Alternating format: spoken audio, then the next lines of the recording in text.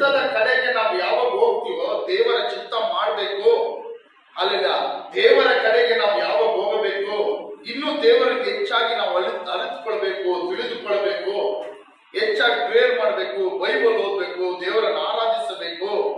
ಅಲ್ಲ ಈ ರೀತಿ ದೇವರಿಗೆ ಇಷ್ಟವುಳ್ಳ ಕಾರ್ಯಗಳನ್ನು ನಾವು ಯಾವಾಗ ಮಾಡಬೇಕು ಅಂತ ನಾವು ಪ್ರಾರಂಭಿಸುತ್ತೀವೋ, ತೀರ್ಮಾನಿಸುತ್ತೀವೋ, ಹಲ್ಲೆಲೂಯ, ಆವಾಗ ಒಂದು ತಿಳ್ಕೊಬೇಕು, ಎದುರುಗಾಳಿ ಬಂದೇ ಬರುತ್ತದೆ. ಹಲ್ಲೆಲೂಯ, ಹೋರಾಟಗಳು ಬಂದೇ ಬರುತ್ತದೆ. Hallelujah, hallelujah. ಅರ್ಥ ಆಯ್ತಾ?